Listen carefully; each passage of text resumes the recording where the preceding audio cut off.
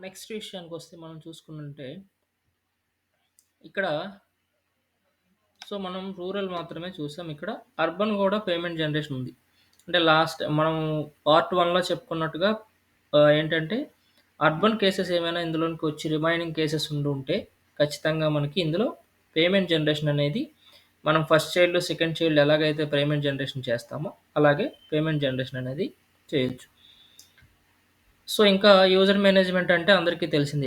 User మేనేజ్‌మెంట్‌కి సంబంధించి supervisory గాని, అంగన్‌వాడీస్ ఆశా వర్కర్స్ తాలూకు డీటెయిల్స్ గాని ఇందులో మనం అప్ టు డేట్‌గా వాళ్ళని చేయాలంటే మొబైల్ నంబర్స్ మారినప్పుడు మొబైల్ నంబర్స్ మార్చడం గాని, నేమ్స్ మార్చడం గాని, యాస్ పర్ ఆధార్ నేమ్స్ ఉన్నట్టుగా చేయడం గాని చేయొచ్చు ఇందులో.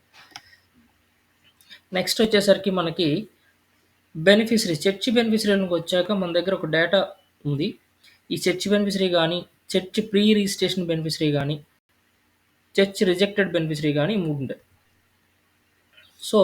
ఈ మూడింటి గురించి తెలుసుకునే ముందు మనం రిపోర్ట్స్‌లోకెళ్ళి ఒక రిపోర్ట్ కొత్తగా వచ్చింది. అది మనం వెరిఫై చేయాలి. ఈ రిపోర్ట్స్ అనేవి ఎలా వెరిఫై చేయాలో చూద్దాం. ఇక్కడ మనకి రిపోర్ట్స్‌కొచ్చేసరికి పెండెన్సీ స్టేటస్ అని కొత్తగా వచ్చింది. ప్రతి మెడికల్ ఆఫీసర్స్ గాని ఈ పెండెన్సీ స్టేటస్‌ని క్లిక్ చేసి వాళ్ళకి సంబంధించినటువంటి పెండింగ్ ఎక్కడెక్కడ ఏ పెండింగ్స్ ఉన్నాయి. మీకు సంబంధించి ఎస్ఓ పెండింగ్స్ ఎన్నున్నాయి. సూపర్వైజరీ వెరిఫికేషన్‌లో ఎన్నయ్యాయి. రిజిస్ట్రేషన్ ఎన్ని చేశారు. Pending at supervisory level. ఇది తీసుకునేటప్పుడు ఇది మనకి తెలుస్తుంది. అలాగే మనకు కొత్తగా ఇచ్చిన ఆప్షన్‌లో ఏంటంటే బెనిఫిషరీస్ లిస్ట్. అంటే మీ యొక్క పీహెచ్‌సీ అండర్‌లో ఎంతమంది బెనిఫిషరీస్ అయితే వచ్చారో వాళ్ళని నేమ్ వైస్ చూసుకోవడానికి అంటే ఇక్కడ చూడండి. Detail enrolment status. Detailed enrolment స్టేటస్‌కొచ్చేసరికి ఈ పీహెచ్‌సీకి సంబంధించి ఫస్ట్ చైల్డ్ ఎన్ని, సెకండ్ చైల్డ్ ఎన్ని అన్నది వచ్చింది. సపోజ్ ఫర్ ఎగ్జాంపుల్ ఇక్కడికి సంబంధించి సూపర్వైజరీ లాగిన్ చూద్దాం. ఈ సూపర్వైజరీ లాగిన్‌లో ఫస్ట్ చైల్డ్ ఎంతమంది, సెకండ్ చైల్డ్ ఎంతమందో చూపిస్తుంది. ఫర్ ఎగ్జాంపుల్ ఒక విలేజ్ ఫస్ట్ చైల్డ్ ఒక విలేజ్ తీసుకుంటే ఇక్కడ అంగన్వాడీ సెంటర్.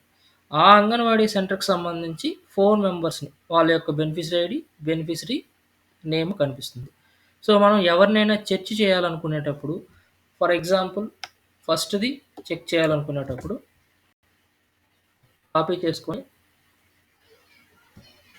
బెనిఫిషరీ ఐడీలోకి వెళ్ళి ఇక్కడ పేస్ట్ చేయడం జరుగుతుంది.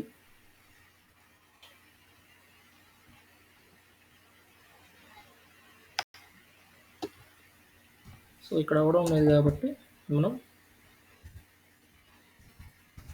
నెంబర్ని కొడదాం.